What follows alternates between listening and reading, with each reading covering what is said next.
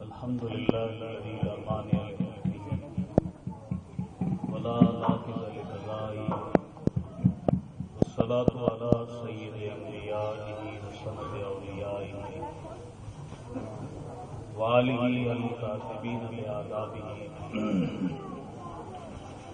أما بعد أعوذ بالله من الشيطان الرجيم بسم الله الرحمن الرحيم يا أيها الناس قد جاءكم برهان من ربكم فأنزلنا الصلاة والسلام عليك يا سيدي رسول الله وعلى آلك الصلاة والسلام عليك يا سيدي السبيل وعلى آلك وأصحابك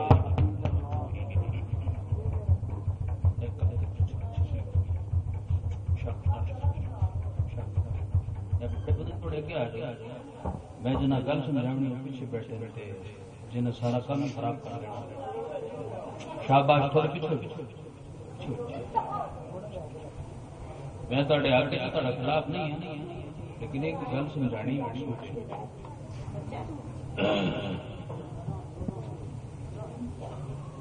آج کی اس تقریب سعید میں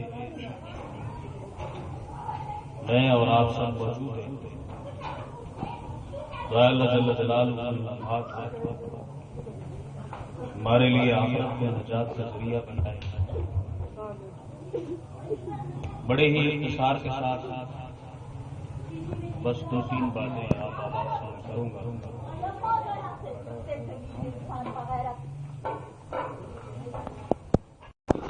ہمارے پاس انزلنا الیکم نورا مبینا اور ہم نے نازل کیا تمہاری طرف واضح نور.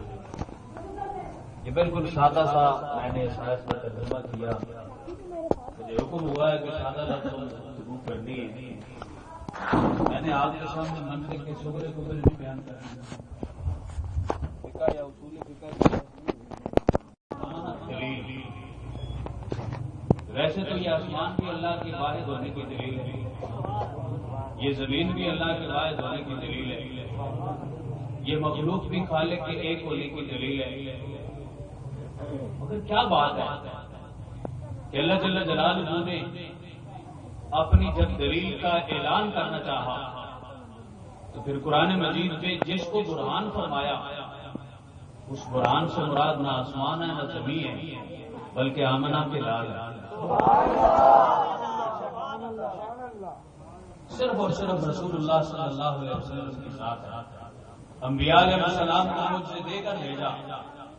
عیسیٰ علیہ السلام مردوں کو زندہ کرتے ہیں. قرآن بیان کرتا ہے وَرَسُولًا إِلَىٰ بَنِي إِسْرَائِيلَ أَنِّي قَدْ جِئْتُكُم بِآيَةٍ مِّن رَّبِّكُمْ. اے بنی اسرائیل میں تمہاری طرف تمہارے رب کی طرف سے آیا ہوں, رسول بنا کر کے مجھے بھیجا گیا ہے.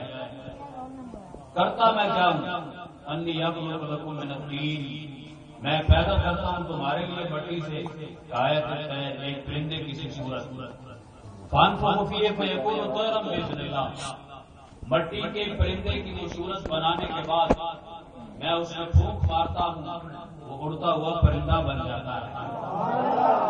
یہ قرآن نے بیان کیا عیسیٰ علیہ السلام کے بارے میں. لیکن یاد رکھنا مٹی کا پرندہ بنا کر اس میں پھونک مار کر اس کو اڑانا کمال اپنی جگہ ہے, کیونکہ ہم امام الانبیاء صلی اللہ علیہ وسلم کی عظمت کو واضح کرتے ہیں. قرآن نے دلیل دی ہے تلک الرسل فضلنا بعضهم علی بعض, یہ رسول ہیں ان میں سے بعض کو ہم نے بعض پر فضیلت دی ہے. منہم من کلم اللہ ورفع بعضهم درجات, ان میں سے بعض ایسے ہیں جن سے اللہ فرماتا ہے میں نے کلام کیا, اور بعض ایسے ہیں جن کے درجات کو بلند کیا.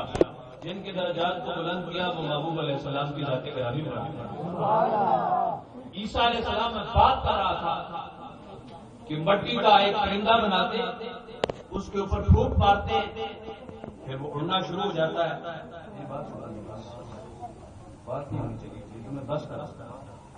وہ اڑنا شروع کر دیتا ہے. مٹی کا ایک پرندہ بنایا, پھونک ماری اس کو اڑا دیا. لیکن عجب بات ہے ابو جہل اپنی مٹھی میں کنکری لے کر کے آتا ہے, وہ بھی مٹی ہے اس پہ پھونک ماری جاتی ہے پھر اٹھتی ہے پرندہ بنتی ہے. مگر ادھر کمال دیکھیے محمد رسول اللہ صلی اللہ علیہ وسلم کی ذات گرامی کا، وہ چھپ چھپا کر کانٹ چھانٹ کر کے لاتا ہے، کنکری کو اپنے ہاتھ میں رکھ کے لاتا ہے، کنکری اس کی مٹھی میں ہے، مگر پوچھتا آمنہ کے لال سے ہے، چھپا کر پردے میں رکھ کر کے پوچھ رہا ہے، کیا وجہ ہے پردے میں کیوں رکھ کے پوچھ رہا ہے؟ ابو جہل بھی جانتا ہے، نبی کہتی اس کو ہے المطلع والغیب، جو غیب پہ مطلع ہو وہ نبی ہوتا ہے، جس کو غیب کی خبر نہ ہو وہ نبی نہیں ہو سکتا۔ قربان جاؤں میرا امام اہل سنت مجدد دین و ملت شاہ احمد رضا خان فاضل بریلوی رحمۃ اللہ علیہ جب اپنے قلم کو حرکت دیتے ہیں، آپ فرماتے ہیں کوئی غیب بھلا تم سے کیوں نہاں ہو، جب خدا ہی نہ چھپا تم بھی کرو گے۔ آج ملا اسپیکر پہ اپنا گلا پھاڑ کے یہ کہتا ہے ان کو اس چیز کی خبر نہ تھی، اس چیز کی خبر نہ تھی۔ اے ظالم دیکھ تو صحیح قرآن کس کی ہے، محبوب علیہ السلام دلیل کس کی ہے، اعتراض کس کی ذات سے جا رہا ہے؟ یہ تو نہیں دیکھ رہا خالق نے جس کو اپنا شہکار بنایا ہو، جس کو اپنا مذہب بنایا ہو، جس کو اپنی وحدانیت کی سب سے بڑی دلیل بنایا ہو، اس کے اندر تو کانٹ چھانٹ کرتا ہے، عیب نکالتا ہے۔ اعلیٰ بس میں بے تنہائی سے ہی بڑی سوچتا ہوں میرے شاہ کیا کیا کہوں تجھے، اور ختم سخن رضا نے اس نے کر دیا خالق کا بندہ خلق کا مولا کہوں تجھے۔ ابو جہل جانتا تھا نبی کہتے ہی اس مٹھی میں چھپا کر کے کہتا ہے اگر تم سچے نبی ہو، سچے نبی ہو بتاؤ میری اس مٹھی میں کیا ہے۔ آمنہ کے لال نے پہلی دفعہ اس کو یہ نہیں فرمایا یہ چیز ہے فلاں چیز ہے، معلوم ہوا نبی علیہ السلام جانتے تھے مٹھی میں ہے، مٹھی خالی نہیں۔ ابو جہل پتہ نہیں کہاں سے اس کو کانٹ چھانٹ کر کے لا رہا ہے، وہاں مصطفیٰ تو نہیں تھے، وہ تو کہیں دور سے لایا تھا، امتحان لینے آیا تھا، لیکن خود اس کا اپنا امتحان ہوا۔ ابو جہل نے یہ کہا بتاؤ میری مٹھی میں کیا ہے، مصطفیٰ جانتے تھے تو پھر فرمایا نا میں بتاؤں یا مٹھی میں ہے جو وہ بتائے میں کیا، میرے بتانے سے ہو سکتا ہے تو کہے گا جادو کر دیا مٹھی میری میں، مجھے ساحر کہہ دے گا تیری مٹھی میں بند ہے، جو مٹھی میں ہے وہی بتا دے میں کہوں۔ سنیو اس بات میں اس بات کی طرف اشارہ تھا، نبی علیہ السلام نے جب یہ فرمایا ابو جہل تیری مٹھی میں جو ہے وہی بتا دے کہ میں کون ہوں، مطلب کیا تھا؟ مطلب یہ تھا میری ولادت تو سمجھ لیتا تجھے اس بات کی بھی سمجھ، جب میں اس کائنات عالم میں آیا ہوں میں نے اپنی مٹھی کو بند کیا، مٹھی کو بند کر کے مصطفیٰ نے اشارہ فرما دیا تھا زمین کا ذرہ ذرہ میرے قبضے میں ہے، کسی بھی مکان سے کچھ کنکری اٹھا کے لا رہا ہے، سوچا ہے آمنہ کے لال کے قبضے میں یہ ساری چیزیں، جب خالق اور مالک نے سارے خزانوں کا مالک مجھے بنا دیا، لیکن اس مقام پہ ملا کے ذہن میں ایک بات آئی، وہ کہے گا چھٹی کر گیا، خالق ہے، رب ہے، اللہ ہے، اگر اللہ نے محبوب علیہ السلام کو خزانے دے دیے کیا اس کے پاس خزانے ختم ہو گئے؟ اگر تو کہتا ہے کہ ختم ہو گئے معلوم ہوا تو اللہ کو معدود مان رہا، اس کے خزانوں کو بھی لمٹ ان کی مقرر کر رہا ہے، لمٹ محدود مان رہا ہے۔ اللہ ہے اس کی ذات اور صفات کو دیکھ کر ہم یہ بات کہتے ہیں مالک جس کو جتنا چاہے دے، جتنا چاہے دے دے، مالا مال کر دے، اس کی قدرت میں کمی نہیں آتی۔ مالک مالک ہے، اللہ اللہ ہے، رب رب ہے، خزانے تو سارے اپنے معبود کو دے دیے، مٹھی کو جب آپ نے بند کیا سمجھا دیا، وہ اور تھے جن کا قبضہ صرف ایک خطے میں تھا، اب سکہ ہمارا چلے گا اور بات ہماری چلے گی، دین سب منسوخ ہو گئے، کتابیں ساری منسوخ ہو گئی۔ محبوب علیہ السلام نے فرمایا جو تیری مٹھی میں ابھی بتا دیں میں کون ہوں، کنکری کے اوپر آپ نے نظر شفقت فرما دی. دشمن کے قبضے میں تھی کنکری. ابو جہل دشمن ہے اسلام کا، بانی اسلام کا بڑا دشمن ہے. اپنے آپ پہ قیاس کرتا تھا، کہتا تھا ہماری طرح گلیوں میں چلنے والا، معاذ اللہ ہماری طرح کھانے والا. آج سیرت بیان ہو رہی ہے نا، سیرت یاد رکھنا، ہم سورت کو بھی مانتے ہیں، سیرت کو بھی مانتے ہیں، لیکن پہلے سورت ہے بعد میں سیرت ہے. وہ پیدا ہوگا تو سیرت بنے گی. پہلے ان کی پیدائش مانو، پہلے سورت ہے بعد میں سیرت ہے. سرفراز بھائی آگے آ جاؤ. پہلے سورت ہے بعد میں سیرت ہے. نعرہ رسالت، نعرہ تحقیق، نعرہ حیدری، نعرہ غوثیہ، تحقیق بلاد النبی، علماء اہل سنت.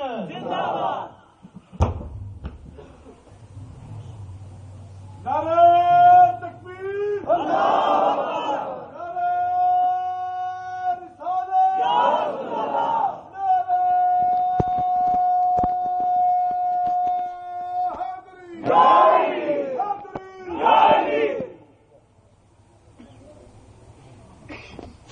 تو میں بات سورت کی کر رہا تھا. سورت اور سیرت لازم و ملزوم ہے. سیرت کو بھی مانو، سورت کو بھی مانو، لیکن پہلے سورت ہے بعد میں سیرت. تو ابو جہل نے یہ بات کیوں کہی؟ اس لیے کہ وہ مصطفیٰ کریم صلی اللہ علیہ وسلم کو اپنے اوپر قیاس کرتا تھا. خدا کرے یہ نقطہ امت مسلمہ کو سمجھ آ جائے. نبی علیہ السلام کی ذات کو ہم اپنے اوپر قیاس نہیں کر سکتے. صوم وصال پڑھیے، بخاری شریف، مسلم شریف، سیاستہ کو اٹھائیے. جب صوم وصال کا روزہ، مطلب اس میں یہ ہوتا تھا کہ کھانا پینا نہیں، نہ دل کو نہ رات کو. روزہ نبی علیہ السلام نے رکھا. صحابہ کرام رضوان اللہ علیہ مجمعین حضور علیہ السلام کی عطا پہ مان بیٹھتے تھے. اب جب انہوں نے دیکھا کہ ہمارے محبوب علیہ السلام صوم وصال رکھتے ہیں، انہوں نے بھی رکھنا شروع کر دیا. لیکن نکات ہو گئی، کمزوری آ گئی جسم میں. یاد رکھنا، نبی کی طاقت تو صحابی بھی نہیں پہنچ سکتا. نبی ہے، صحابہ نہ پہنچ سکے، نڈھال ہو گئے، جسم جواب دے گیا. نبی علیہ السلام کے سب سے زیادہ قریب اما عائشہ صدیقہ ہے، سب سے زیادہ قریب ہے. جا کر کے سوال عرض کیا، اما جان آپ بھی روزہ رکھتے ہیں، ہم بھی رکھتے ہیں، لیکن کیا وجہ ہے؟ نبی علیہ السلام کا جسم مبارک کمزور نہیں ہوتا، ہمارا جسم کمزور ہو گیا، بیٹھتے ہیں اٹھ نہیں سکتے، اٹھتے ہیں تو بیٹھ نہیں سکتے، عجیب سی کیفیت ہے. آپ نے فرمایا چلو میں تمہیں بارگاہ رسالت میں لے کے جاتی ہوں. نبی علیہ السلام کی بارگاہ میں جب صحابہ نے عرض کی، یا رسول اللہ صلی اللہ علیہ وسلم آپ بھی یہ روزہ رکھتے ہیں، ہم نے بھی رکھا ہے، لیکن ہماری یہ عجیب سی کیفیت ہو گئی ہے.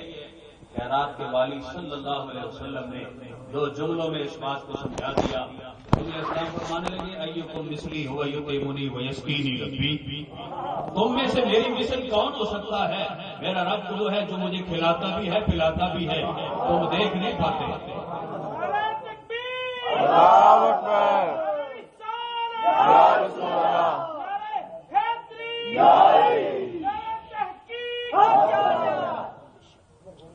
حضور علیہ السلام نے فرمایا میرا رب وہ ہے جو مجھے کھلاتا بھی ہے پلاتا بھی ہے، لیکن ایسے صحابہ تمہیں نظر نہیں آتا. جس بات کو صحابہ نہ دیکھ سکے مولوی کو کیسے نظر آئے گا؟ اس لیے اعلیٰ حضرت فرماتے ہیں لم یات نظیروں کا فی نظر مثلے تو نہ شد پیدا جانا، جگرات تاج تورے سر سوہے تجھ کو شہید و سرا. ایسے ہی نہیں، نعت مصطفیٰ اعلیٰ حضرت نے لکھ ڈالی، اس کے اندر بڑی باتیں. تو کنکری نے نبی علیہ السلام کا کلمہ پڑھ کے بتا دیا، اگرچہ میں دشمن رسول کے ہاتھ میں ہوں، لیکن مجھ پہ نگاہ تو مصطفیٰ کی پڑ گئی. اب میں بھی حضور کے قدموں میں چلی گئی ہوں. جب نبی علیہ السلام کے قدموں میں گئی، دشمن کے ہاتھ سے آزاد. اور یہی مثال ہے کلمہ طیبہ کی. جب حضرت عمر رضی اللہ عنہ نے کلمہ طیبہ پڑھا، بتوں سے آزادی مل گئی، محبوب کا جلوہ نصیب ہو گیا، حضور علیہ السلام کے قدمہ مبارکہ نصیب ہو گئے، خالق نے ان کا مقدر چمکا دیا. یہ وہ واحد صحابی ہیں جب اسلام لاتے ہیں. یہ گئے کہ مولوی صاحب آئے اور بات کر کے چلے گئے. میں حوالہ پیش کر رہا ہوں. حضرت انس اس کے راوی ہیں. بخاری شریف کی حدیث ہے, مسلم میں بھی موجود ہے, جس کو ہم متفق علیہ کہتے ہیں, وہ حدیث ہے. فرماتے ہیں نبی علیہ السلام جمعۃ المبارک کا دن ہے, آپ خطبہ ارشاد فرما رہے ہیں. ایک دیہاتی حاضر ہوئے, عرض کی یا رسول اللہ صلی اللہ علیہ وسلم ہلک المال وجار, مال ہلاک ہو گئے, گھر والے بھوک سے مر رہے. کتنا بڑا ایمان ہے. جانتے تھے مالک نے جب سارے خزانے یہ ادھر عطا فرما دیے, ہمیں در در کی ٹھوکریں کھانے کی کیا ضرورت. اس لیے جانتے تھے بارش برسوانا بھی جانتے ہیں. حضرت انس رضی اللہ عنہ فرماتے ہیں جب اس دیہاتی نے عرض کیے, رسول اللہ صلی اللہ علیہ وسلم نے برسر منبر اپنے دست مبارک دعا کے لیے اٹھائے, اپنے دست مبارک دعا کے لیے اٹھائے. ماہ مدینہ صلی اللہ علیہ وسلم کے بارے میں حضرت انس رضی اللہ تعالیٰ عنہ بیان کرتے ہیں. آپ فرماتے ہیں آسمان بالکل صاف تھا, جو ہی دعائے مصطفیٰ صلی اللہ علیہ وسلم ہوتی ہے بادل جل کھل کر کے آتا ہے, برستا ہے. یہاں تک ایک روایت میں رسول اللہ صلی اللہ علیہ وسلم کی ریش مبارکہ سے بھی پانی کی قطرات پکڑتا ہے. لیکن سوال ہے اس مقام پر, نبی علیہ الصلوۃ والسلام تو چار دیواری کے اندر چھت کے نیچے تھے, بادل تو چھت پہ برس رہا تھا, لیکن ادھر سے چھینٹوں کا گرنا عجیب سی بات ہے. عقل اسے تسلیم نہیں کرتی, لیکن بابا عقل تسلیم کر لے تو مورچہ کیسے بنے. عقل مان جائے, عقل کے دائرے میں آ جائے تو مورچہ کیسے بنے. حضرت انس کہتے ہیں نبی علیہ السلام کی داڑھی مبارکہ سے قطرات گر رہے تھے نیچے پانی کے. علامہ ابن حجر نے بڑی زبردست بات کی, آپ نے بڑی زبردست بات کی. انہوں نے فرمایا کہ جو لکھی ہے مبارکہ داڑھی مبارکہ سے پانی کی قطرات گرنا ہے, اس کی وجہ یہ تھی محبوب علیہ السلام صحابہ کو سمجھا رہے تھے ہم اس بادل کے محتاج نہیں ہیں, ہم اس بادل کے محتاج نہیں, وہ ہمارا محتاج ہے. آج وہ نہ بھی آتا ہم اپنی اس ریش مبارکہ کے بالوں سے ہی بارش برسا رہے ہیں. کوئی آپ سے پوچھ سکتا ہے بال سے کیسے بارش ہو سکتی ہے. ایسی ہو سکتی ہے جیسے انگوشتار مبارکہ سے پانی کی چشمے. کیسے ہو سکتا ہے, ایسے ہو سکتا ہے. حدیبیہ کا مقام ہے, صحابہ کرام رضوان اللہ علیہ مجمعین پیاسے, اس قدر پیاس پڑی, بارگاہ نبی صلی اللہ علیہ وسلم میں حاضر ہوئے, عرض کی یا رسول اللہ صلی اللہ علیہ وسلم آپ کی بارگاہ میں صرف ایک چھاگل ہے جو پانی کی ہے, جس سے آپ وضو کر رہے ہیں, آپ اس پانی کو پیتے بھی ہیں, استعمال بھی فرماتے ہیں, اس کے علاوہ اور کسی کے پاس پانی نہیں ہے, تشنا ہم پیاسے. نبی علیہ السلام کی بارگاہ میں صحابہ نے جب اپنی درخواست پیش کی, حضور علیہ السلام نے اس چھاگل کے اندر اپنا دست مبارک رکھ دیا. راوی بھی قوامی حضرت جابر ہے, حدیث بھی بخاری کی ہے. بخاری کی ابھی میں حدیث سنا رہا ہوں, بخاری کی حدیث ہے. حضرت جابر اس کے راوی ہیں. جابر بن عبداللہ انصاری کہتے ہیں جب بات میں مجھ سے تابعین نے پوچھا اے جابر بتاؤ اس دن تم تھے کہ نہیں,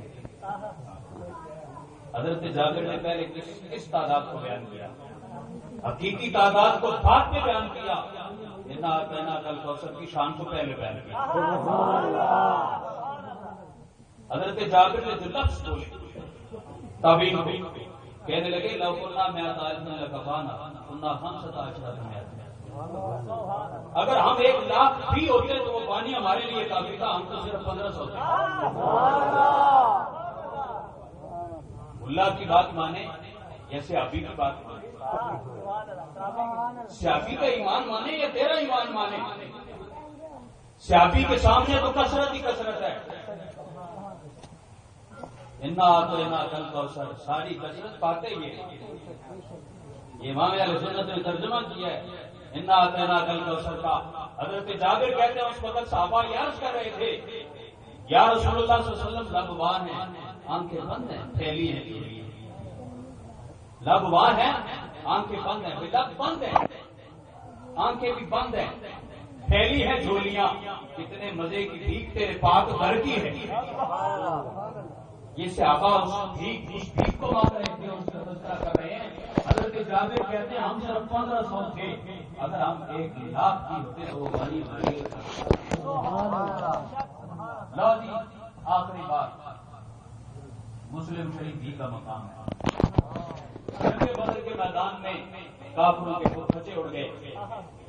عمر بن امیہ، عمر بن باغ، صفوان بن امیہ، یہ دو شخصیات تھیں جو دائرہ اسلام میں نہیں تھی پہلے. بدر کے بعد ان کے خاندان کے بہت سارے افراد قتل ہو جاتے ہیں. ایک دن اکٹھے ہوتے، میٹنگ کرتے. عمر بن باغ صفوان بن امیہ سے کہتا ہے، صفوان پتہ بدر کے اندر مسلمانوں نے ہمارے ساتھ کتنا ظلم کیا، ہمارے کتنے افراد موت کے گھاٹ اتارے، قبیلے کے قبیلے تباہ ہو گئے. اس دن سے لے کر آج تک ہماری نیندیں حرام ہو گئی، سوچ سوچ کر نڈال ہو گئے، کوئی تجویز دو. عمر بن باغ کہنے لگا میرا زور نہیں چلتا، میرے اوپر قرض بھی بڑا ہے، اہل و عیال کچھ ہیں، بچ گئے.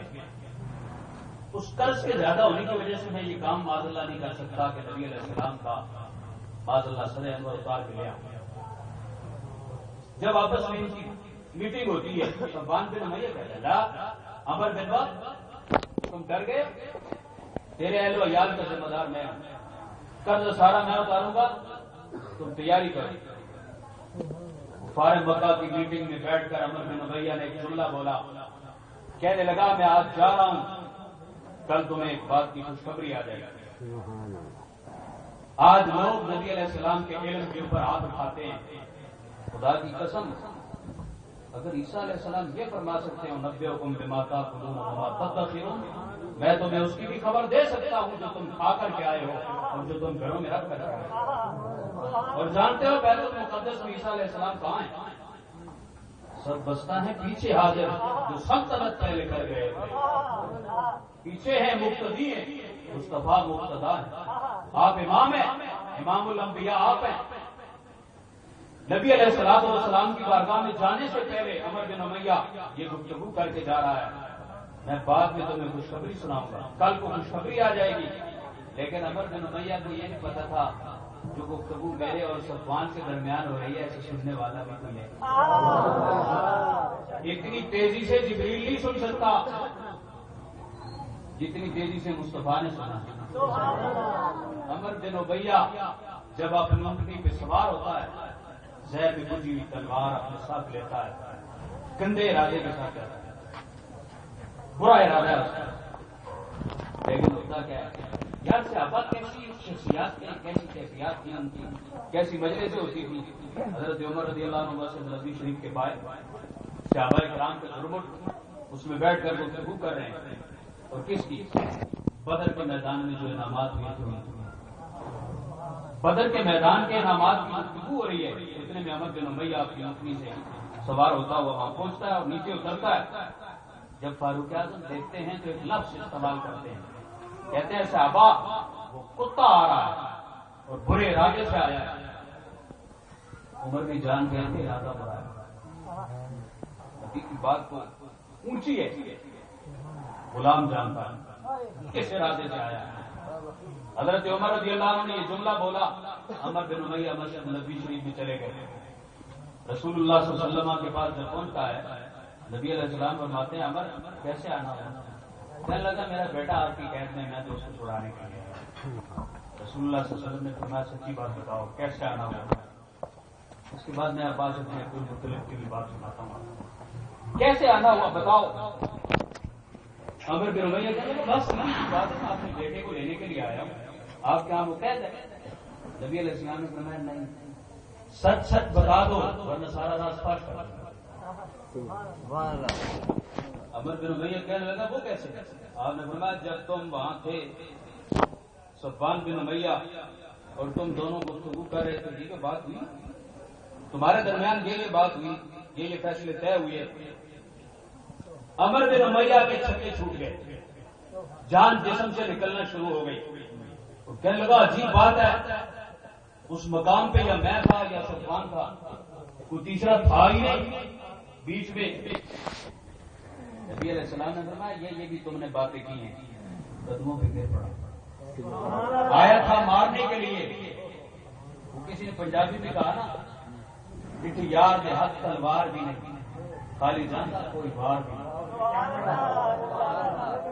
اس نے یہ بات کی، نبی علیہ السلام نے اس کے اوپر وار کر دیا، تلوار تھا وار کرنے کے لیے، لیکن دل کے ٹکڑے کر کے نبی علیہ السلام نے اس کے کلمہ طیبہ کا بیج بو دیا۔